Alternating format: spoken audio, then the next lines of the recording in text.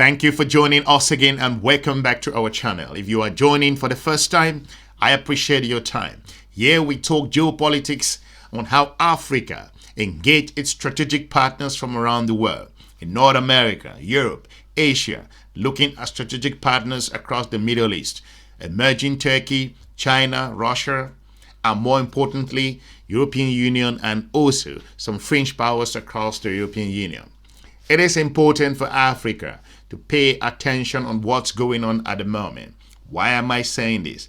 I have a very important video to play on why African countries should listen to this interview. The European Union at this stage, Europe as a whole, is coming out clear. It's ready to go to war if that's a necessity that is required. Why am I talking about this? It is important that we've seen the President of France call an emergency meeting in the continent of Europe to talk about the huge geopolitical shift in North America. And Africa should pay attention. This particular individual that I'm about to play his video, this interview, is so important. You don't have to do anything. You must listen to this. Europe is at a crossroad. And if European partners start using words like, we are alone on this, we're going to go it alone, it means the geopolitical environment has shifted so fast. And Africa cannot ignore this time. If you sit there and tell me that Africa should not build its defenses, should not build its security, should not sign partnership of military corporations that are for its own benefit, then you don't understand geopolitics. It is a critical time in the continent of Europe's history, looking at the war in Ukraine. Let's face it, the geopolitical environment has changed and Africa must wake up. This video I'm about to play sent chilling in my spine. It kept me thinking, like something is going on in the geopolitical circles. And if I do not bring this to you, it means I'm doing a disservice to my viewers. It is important that Europe has recognized that there is a trend somewhere, and Africa cannot sit. This particular individual has seen it all. He's been in the trenches. He's advised tons of French president. He has been in the economic area. He has seen exploitation of the continent of Africa. He has advised and seen African countries gone through a whole lot of things. He understands the challenges that Africans face, the fragility. But if he comes out clear and tell Europe point blank, using words that were not mistakenly coming out from his mouth, he openly said it, that Europe is alone. And Africa should sit and wait for someone to come and rescue them. I want you to listen to this interview. Don't touch anything. Don't do anything. Watch it to the end. Hello and welcome to this edition of Talking Europe. We start with our big interview, and today our guest is Jacques Attali. Hello, welcome to the program. You are an economist, a writer, and you're also an advisor. You've advised French presidents since François Mitterrand, you're one of his Sherpas, you was one of his main advisors, and you are here today with us at a time where Europe is going through what could be considered a storm, at a time where the Americans are indeed changing their policy regarding Ukraine, where there is an attack, in a sense, upon Europe. And my first question is, I'd like to know how you see this moment. You've been following international politics for decades. Is this really a pivotal moment? Yes, it is. It's a moment which is within a trend. America, US policy is trying to get rid of Europe since Obama. And we have seen that when they did not follow with us with the red line question in Syria. But today is a paramount of it. The US is acting, and Trump administration is acting as if they were an agent of Russia. They act as if Mr. Trump was owned, as we say, by the Russian system, which means they try to ally with Russia in order to split Russia and China and then fight against China, which is the main enemy. And Europe, they doesn't care. Western Europe, they don't care. That means that we are alone. And that's, in that sense, a pivotal moment. So does this mean, because it appears that the Europeans are trying to woo the Americans, trying to get them back on board. But you believe that this is something that is not just attached to one administration, that is not, you could say 4 years or maybe 2 years before the midterm election in the United States. This is really the United States of America disengaging from NATO? This is a warning signal. We, Europeans, we are alone. And if we think that we can have a relief and that we can stop them for a while, that will be a mistake. Because one day or another, even if they stop now, they will come back being out of Europe. Then we have to be ready for that. As we are ready to be ready for a Russian attack. Because even if it's not tomorrow, that will come later. Except if we are ready. Therefore, we have to try to be ready to have our own army, our own defense, our defense industry, not only army, our defense industry in order to be autonomous regarding the American defense industry, and to be ready to fight, hoping we will not have to fight, two dictators, Americans and Russians. Because Trump is acting like Hitler in his country. Africa learned its lesson with regards to the grain and other very important things that happened in the country of Ukraine and Russia. The United States of America took a combative stand and a combative posture against South Africa, Egypt, a number of countries across the continent of Africa, Eritrea and others. Concerning the war in Ukraine, the continent of Africa were pressured at the United Nations to make decisions that were not popular at the time. Europe has started feeling the pressure that African countries have been complaining for many years. That's the reason why you see an expert, someone who has seen it all. He's looked at his extensive resume, came out clear and said Europe is all alone.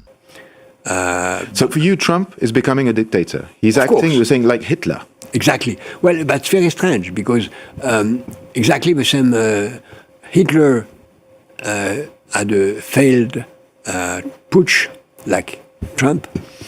And Trump, as well as Hitler, rule by fear, help oligarchs, as Hitler did, now threaten scientists, develop a lot of fake news and propaganda. Next steps will be to overrule the judges. The step after will be to put in jail Democrats, member of the parliament, of the Congress, you'll see that. And then that's a full dictator, because rule of law will not be sustained in the US. That's what is going to happen in the next months. But what you're saying is chilling. But does that mean, Emmanuel Macron addressed the French public and gave quite a powerful speech in a sense. He very clearly said that, Russia was the enemy. He also clearly stated, in a sense, maybe he didn't say it completely openly, but that the United States were basically not going to be our allies anymore. So do you believe he's right? What did you think of... I think he's right, totally right. And not only because I say that since 15 years, that we are alone and we should be ready to be alone. But I think he's right. And the main problem we face is the problem of timing. We have to be ready now. And what has been launched with the European Council and all that is the development of a European Defence Act. But it may take 5 years to be ready. And we don't have 5 years. We need to be ready now. And we need to be ready now. It means we have to put in place a war economy where we work on free shifts a day, 24 hours, 7 days a week, in order to reduce this timing. Because this is a race. It's a race because the Russians, discovering that we are going to be ready, may take the window of opportunity to attack us now before we are ready, and without the American support. But Russian attack on Moldavia, on Romania, on Balkan states can happen any day. And we have to be prepared mentally and physically to that. Why should African countries go to partners that can provide them their security? The continent must protect its borders, its waterways, looking at its own people. The African middle class is growing. Security concerns, the war in the Democratic Republic of the Congo and Rwanda. If you look at the current instability concerning Sudan, South Sudan, and a woeful lot of very important conflicts that are raging across the continent of Africa. Africa needs security, protection to make sure that it builds that confidence on its people. In another aspect, geopolitics is a brutal game. Elections have consequences. That's why Africa must protect its borders. If Africa wants to attract the revenues, the investors, the investment, protect its own world, it needs to invest in its security. Whatever that security is going to be, it doesn't matter at this stage. Europe has realized, the United States of all, that we're their long-term partner, that the geopolitical environment has shifted, and Europe has begun to realize that the US, to an extent, is not as strategic a partner to provide them the security that they need. Europe is in panic to an extent. That's why we see European leaders running left and right. Should the African Union sit and watch this happening? I think it will be fundamentally a big blunder in terms of a geopolitical arrangement that Africa cannot. If experts like this, who have extensive resume, who've seen it all, who've been there in the field and understand the geopolitical environment, can come out for the first time and start talking, using names, calling some particular names that were not allowed to be called in certain circles centuries ago, and you feel Africa should sit and wait, then you do not understand what's going on in your environment. So Emmanuel Macron, once again, the French president, said that he would eventually think of extending France's nuclear deterrence to the rest of European countries. Is this something, I mean, what is your feeling about this? Do you think this is a good idea first, and how would it work? Well, when I was main advisor to François Mitterrand, we had lengthy discussion with the German Chancellor about it, very confidential. Does French nuclear weapons protect Germany? And that was clearly established with the German Chancellor what should be thought about it, but was never been public. French nuclear weapons are French. The only finger on the button is a French president, whoever he is. And the simple question is, where France consider the limits of his national vital interest. Yes. Is it the French border with Germany? Is it the German borders with Poland? It is the the Polish borders with Russia. This has to stay ambiguous. The only thing that has not to stay ambiguous is the credibility of a French president pushing the button. And that is fundamental. So we are seeing Europe working, aligning. We saw this summit on the 6th of March. First of all, do you feel that Europe is up to the task, that they are doing what is required at this stage? Yes, but not everything has been yet announced. One, we should agree that Ukraine is part of European defense, as well as UK. We need both, and they are both essential. If UK can get rid of the American link, but prevent them to use their weapons whenever they want. But they are part. Ukraine is fundamental in European defense because they have a wonderful army, unfortunately, and they know what kind of weapons we need. And that's the second point. We don't know yet in this, what has been announced, what kind of weapons we are going to develop. And these weapons have to be ready for next war, not what the European defense industry in Europe want the government to buy. It has to be. And third, we don't have.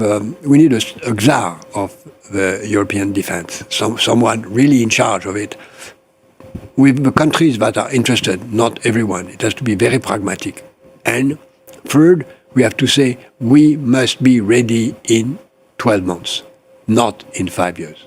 You don't have to be comfortable. These are uncomfortable times in the continent of Africa and around the world.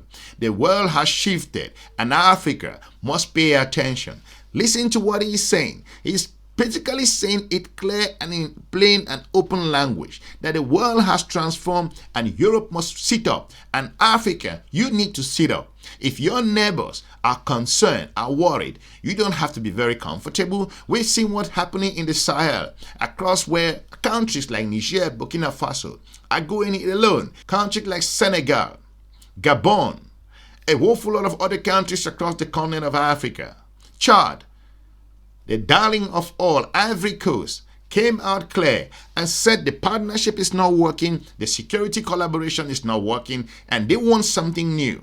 And you feel that if people like this in France are coming out and sitting on the table and saying that something is wrong in the geopolitical environment, you think it's a joke, then you don't understand how the geopolitical sphere works.